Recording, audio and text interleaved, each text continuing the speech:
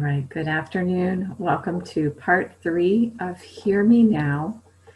This is with Kia Moore, and the first 2 parts have been very impactful.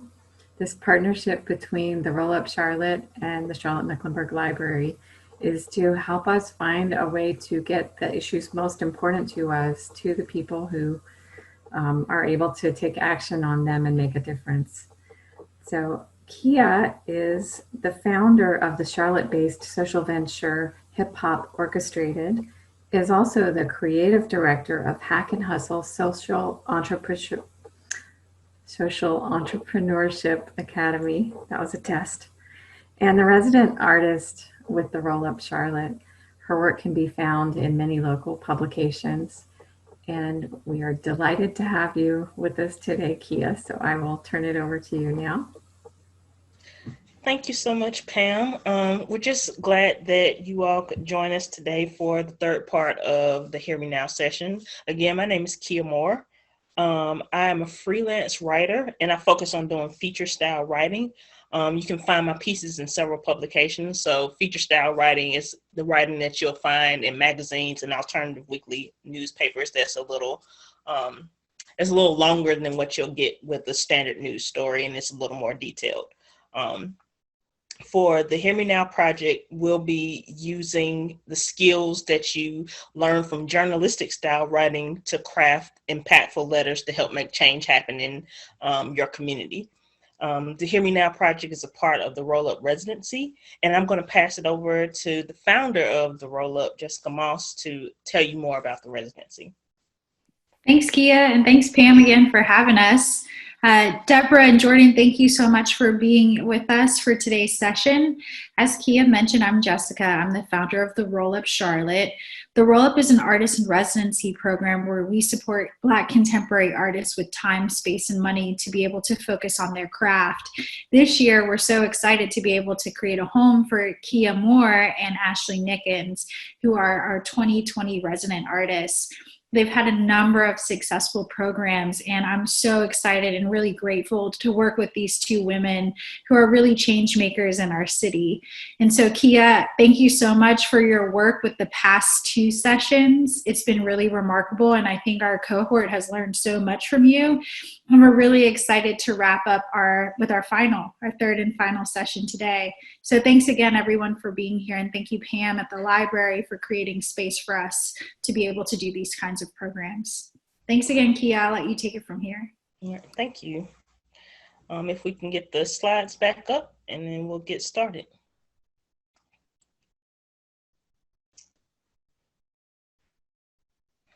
Okay, so we're going to go over what we've learned in the past 2 sessions and what we can expect from this session.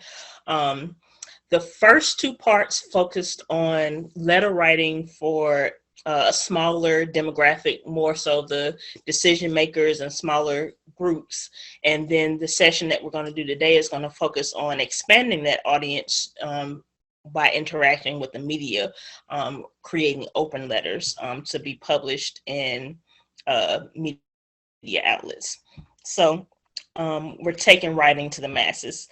In part 1, we kind of broke it down to explore the power of words. So really examining the words you choose to share an emotional message, opinions, to persuade someone to use to find your viewpoint, or to share just facts.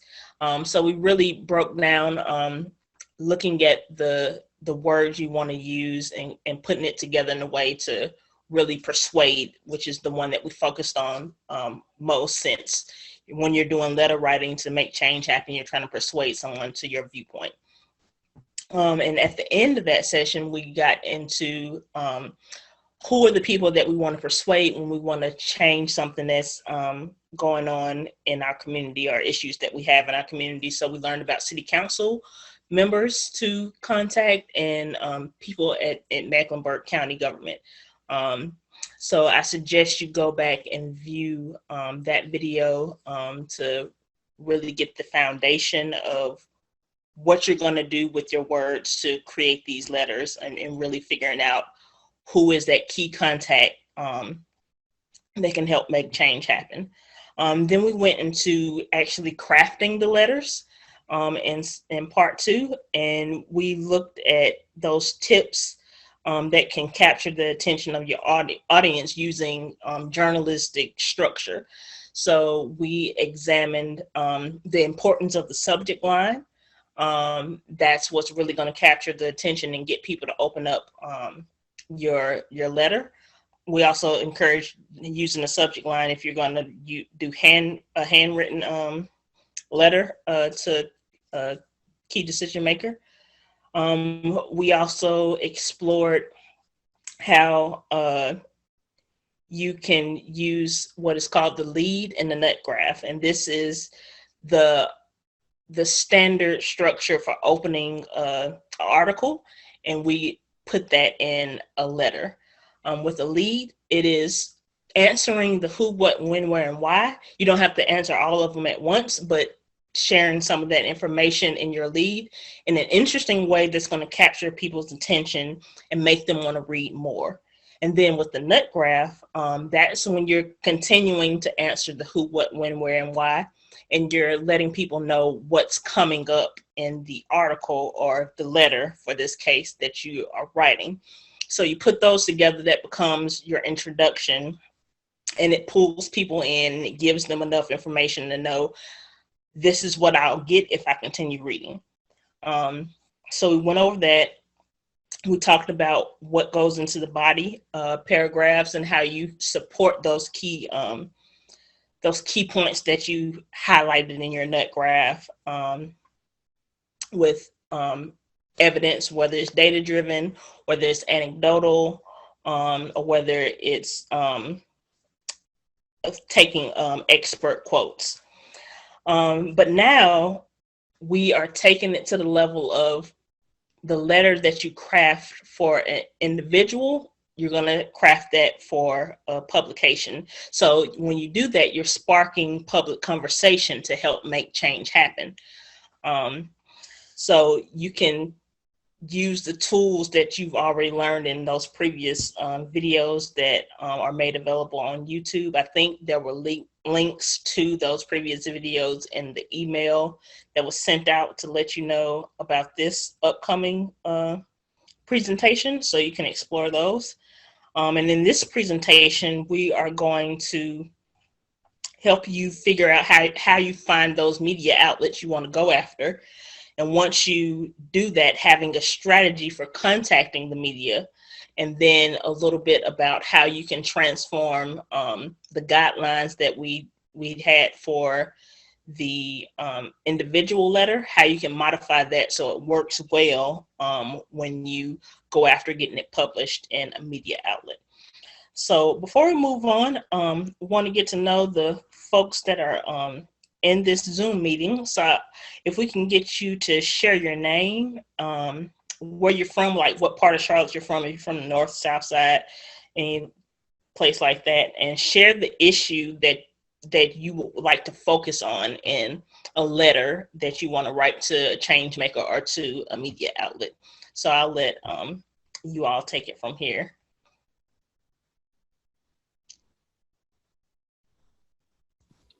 Jordan, I'm going to let you go first, as I have a tendency to monopolize. Fair enough. Hello, everybody. My name is Jordan Robinson. I was based in the university area in Charlotte, North Carolina. Recently, I moved to Greensboro for a short time, but still do work in the Uptown area. The issue I want to focus more on is being able to communicate, really more so to communicate value, whether it's to a community or to media outlets that would want to share your story. I think that's kind of the part that's overlooked in, like, what's the value of knowing whatever project you're doing and to whom does that value entail.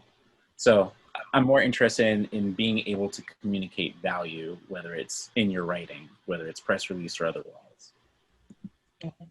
Okay, thanks for sharing. And I am Deborah Charles. I moved to Charlotte 17 years ago from New Jersey.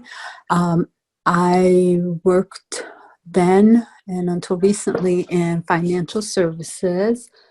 I always say I worked in financial services during the exciting years because I started in 1998 and my first product was online banking. And then we had the crash. So I have a very interesting perspective on business. And as a result of that, how it is interrelated with pretty much the fabric of our society. And so my letter writing would be around communicating or lending a new or differing perspective, that being my own, to current conversation. So this is giving me the information that I need so that I can, write a letter like that. Because I have not written a letter like that. But when I do, since I'm not somebody that is a big name, I certainly want to have at least all of the mechanics straight so that it's not going to be automatically discarded. Gotcha. Okay.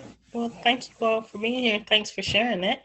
And we'll get into connecting with the media to do these open letters. So let's go to the next slide. Okay, so as I said, we were targeting the individual key decision makers, but when it comes to addressing the media, it's whatever the issue is, you're passionate about it, and you might want to take it beyond the smaller audience, or you can also use this strategy by going to the media as opening up a dialogue to that smaller audience that can make the change happen. So it's usually going to be an audience of one, but now you're going to make it an audience of many. The goal is to raise the issue to these individuals in hopes of influencing them to change their minds or make the change happen that you want to see in your community. The first route we took was emailing them directly, the key decision makers, but we can do this alternative route by going after the media. And one of the advantages of going after the media is that you can rally an audience around the issue that you're passionate about. And when you have an audience for that, you have other people that can reach out to these key decision makers and say, yes, this issue matters to more than just one, it matters to all of us. So let's have a dialogue about that and make that change happen. So there's strength in numbers. And it can help these individuals realize they can raise their voice just as you have, and more or less go into that decision maker to make the change happen. And also by writing to the media, it becomes this grand gesture that can get the attention of said decision maker that you may have sent them a direct message and you didn't get anything back from them. But if you put it in the media, I'm sure if their name is mentioned in there, it's going to get their attention, or you can send that message with, we're addressing something to you, has been placed in the media, that gets their attention, and you can start that dialogue and conversation to make change happen. So what you really want to do when you are going after doing these letters that are shared in the media, you need to find a place that is open to taking opinion pieces, because that's what this style of writing really fits. This is where it fits. The style or the format is the open letter, and the open letter usually it addresses individual or a corporation or organization that in it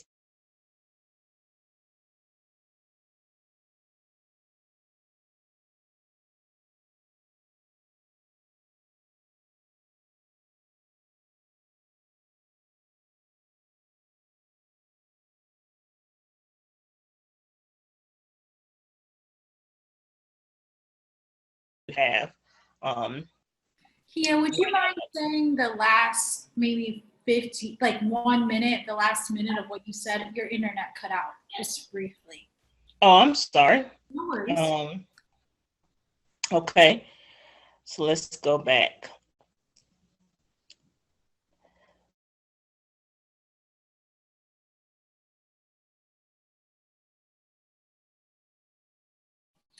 You might want to turn off your video because it kind of boosts your sound. It makes your internet a little bit strong because we can't hear you right now.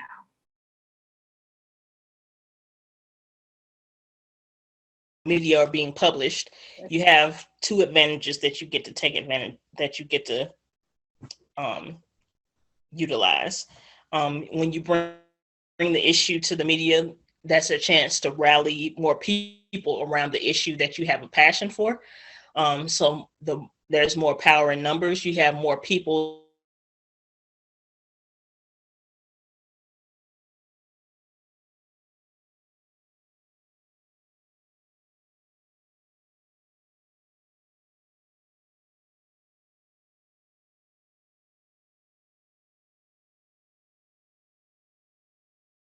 gesture. So this means, you can't hear me? Can now, but it cut out again for a second. I'm sorry.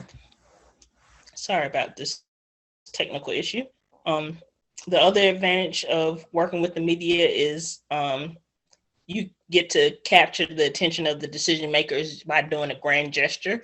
So they might not be aware of you, or you might have contacted them before and they didn't get back to you. But if they see that this issue is making news and their name is attached to it, that can start a dialogue.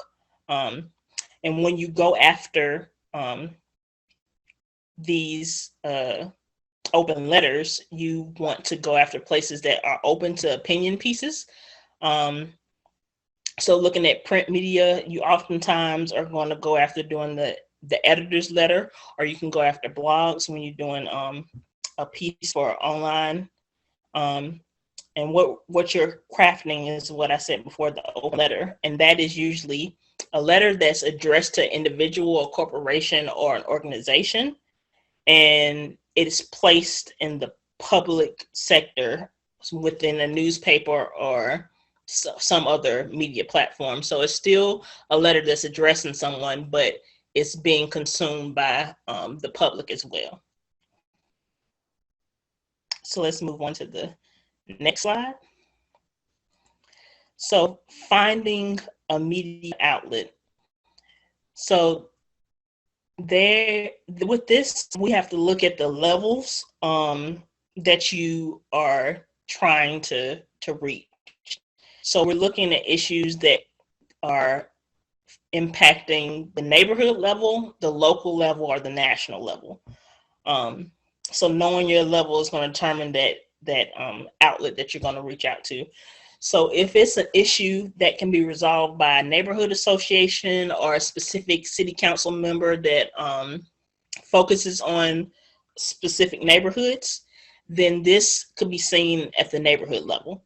And when you have the neighborhood level, you want to search out those news outlets that are newsletters that are coming from the neighborhood association, or a organization that does something specifically for that neighborhood, or hyper-local print media. So like the Gaston Gazette, or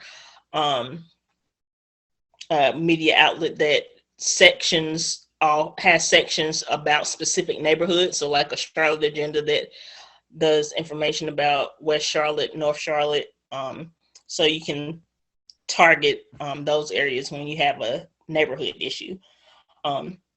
When you are looking at something that is a local issue, something that can be resolved by working with the city council or the county or state government, or some community organization that focuses on the city or the state as a whole.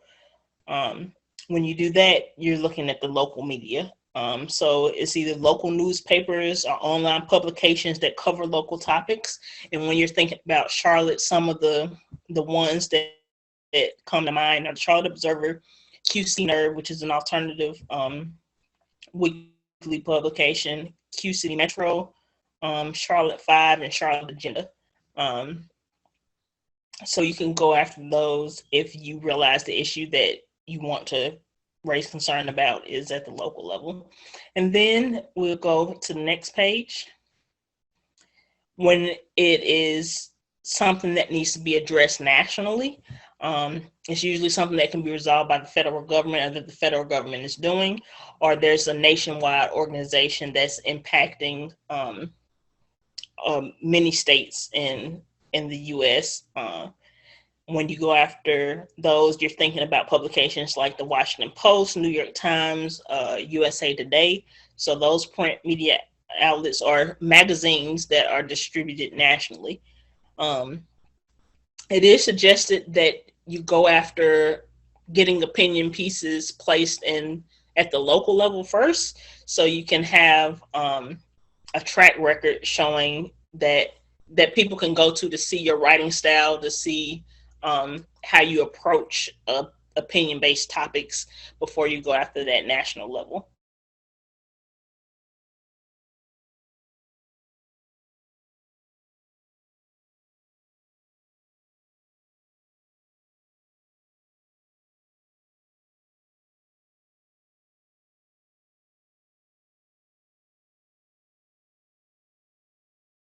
Something that is impacting the city of Charlotte.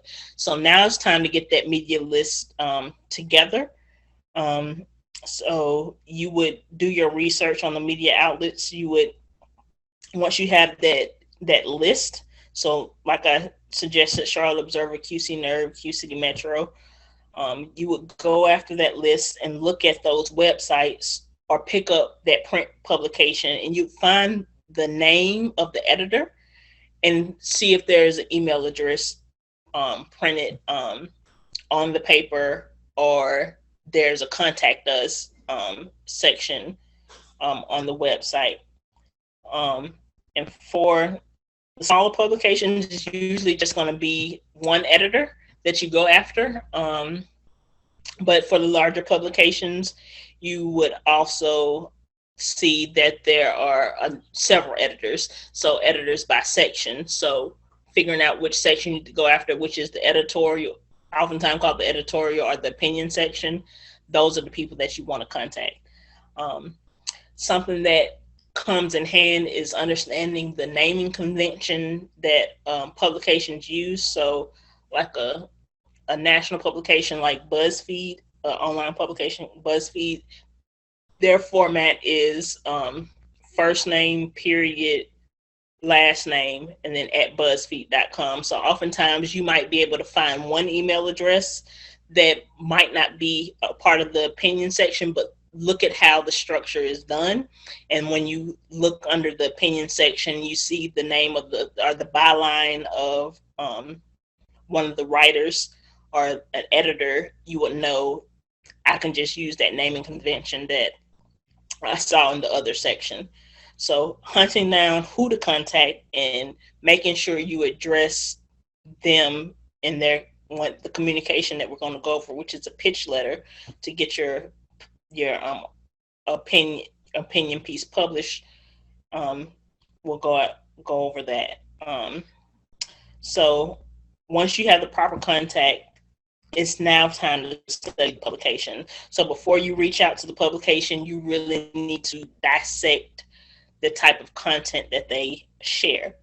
So read through the articles, read through the opinion section, the neighborhood section, and you'll see what type of content they tend to share.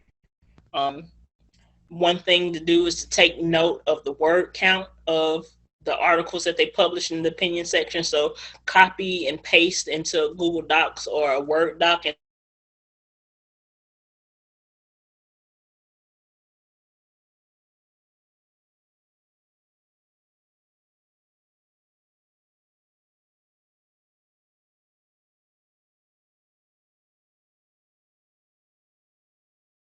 style of voice is by reading several articles.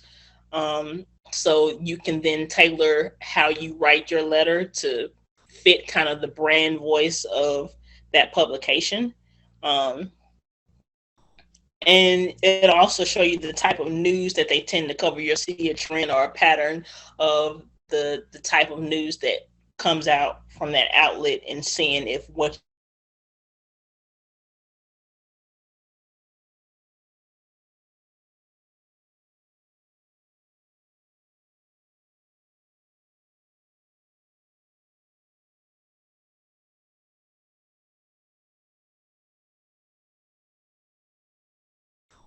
I'm sorry guys about my audio.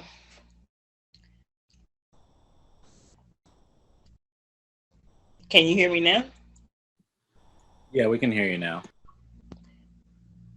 Did you hear about the researching of the media outlets? Do I need to go over that again? A little bit.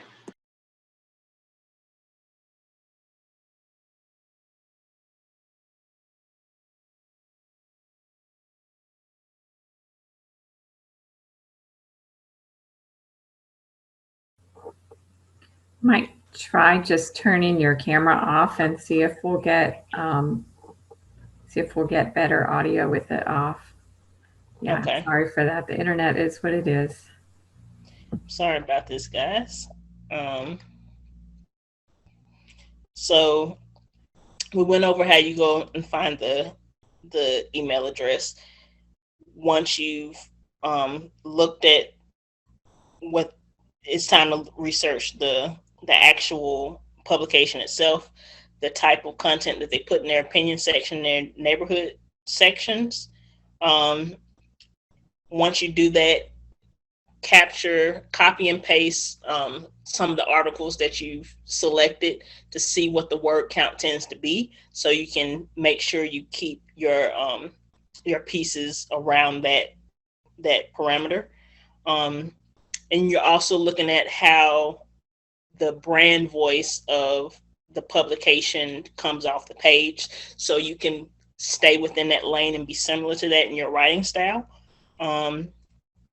And you also want to see the type of news they tend to cover. So seeing those patterns or themes that they tend to share on their site when you research their site. It'll inform you if your open letter really fits with that publication, or the tweaks that you need to make to help make sure your open letter fits with that publication. So let's go to the next slide. So this is an example of if you want to go after figuring out who to contact at a publication. When researching like a larger publication like the Charlotte Observer, you'll get to the Contact Us page. It gives you the general contact information. It has a section of writing a letter to the editor. These are shorter, it's kind of responses to something that the editor has written. So they tend to be shorter, but that can be an avenue for getting an opinion piece out. And then if you click to the next slide, this goes into the staff members at the Charlotte Observer. If you look under the editorial pages, these are the staff members that you want to go after pitching the open letter that you want to get published. So let's get into crafting that pitch letter that I keep mentioning. So a pitch letter is your chance to communicate what you're going to write and why it will appeal to the readership of that publication.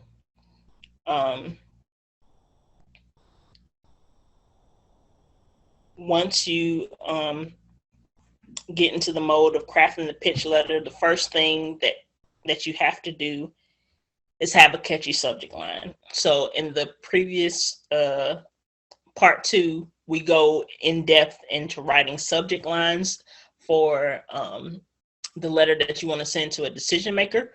But the approach when doing it for a newspaper is thinking of it like a headline. So looking at the different headlines from the publication and seeing their style.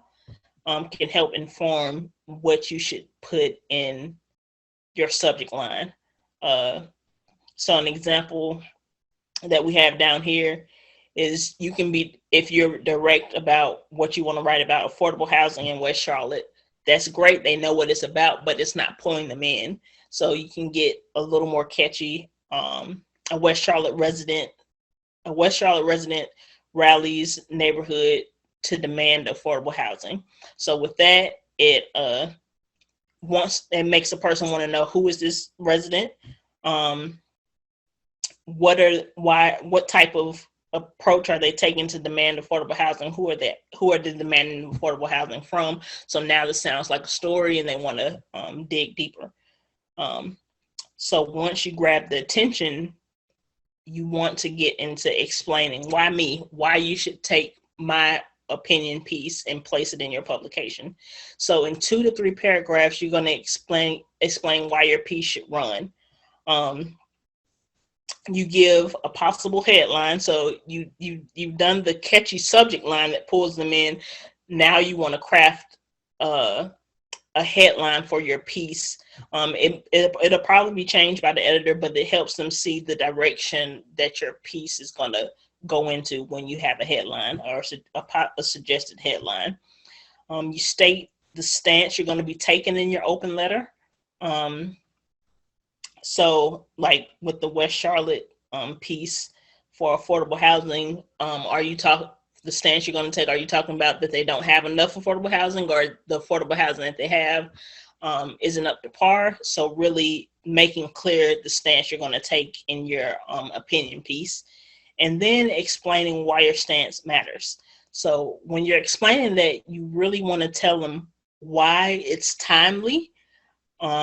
That really helps with the newsworthiness of your piece. Why is this a unique approach or stance for your opinion piece?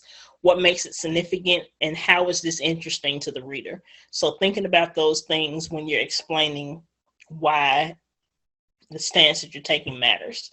You want to list key points that you're going to be covering in the open letter. So knowing what the stance is, and then those body paragraphs that you're going to have in your article that goes in depth about that stance. So just bullet pointing that out would be helpful. And then explain why the issue you're bringing up is important. So in that paragraph, you're really stating, I should be the person that writes this piece. This is why this piece is important. And then you go into the layout of the piece. In 1 to 2 paragraphs, you explain how you're going to write the piece. So with this, you'll go into explaining, you're going to be doing an opinion piece, and it's going to be a letter or open letter format. And you would go into where you found facts to back up your stance. So giving them an explanation of, if it's something about affordable housing, finding some data to talk about the affordable housing issues that we have in Charlotte, and then how that impacts the West Side. You can do that. Go into talking about your deadline. So you want to let them know that I'm submitting this pitch to you. Can I give them a time frame when you want to hear back from them? And it could be within 3 days. If I don't hear back from you, I'll pitch to another publication. So oftentimes editors are getting a lot of pitches. So after that 3 days is up, checking back in.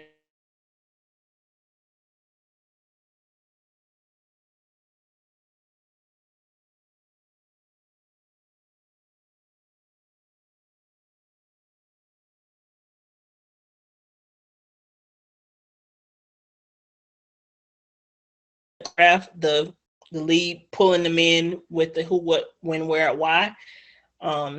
That's interesting and that's detailed, and then going into the nut graph that really explains what's going to be in the piece. So this is going to give them a chance to see your writing style and get them interested in what you're going to write, and that they want to get more for their readers. And then this is also in the pitch letter, you want to put other writing samples that they can go to. So you give them a snippet of this is what you could get from this article, and then they can go check a full article to see your writing style and see if it fits with their publication and what their readers want to engage with. And then you also want to close with your contact information. So before you hit send, you just be sure to do spell check and grammar check. And the pitch letter tends to be, I guess, about 4 paragraphs or so, keeping it brief, but really going into detail about why you should be the one to write it, why it's important, and why readers for that publication would be engaged with it. So let's move on to the next. So once you have gotten the attention of the publication, you oftentimes will already have a letter written, a letter that you were going to write for the individual. So you can go into those details about how to write a letter for an individual in the previous part 2. And the thing that we definitely want to keep from writing the newsletter from part 2 is keeping the lead and the nut graph. Those are the elements that really pull people in and help them see what the article or the letter is going to be about, and keeps them reading.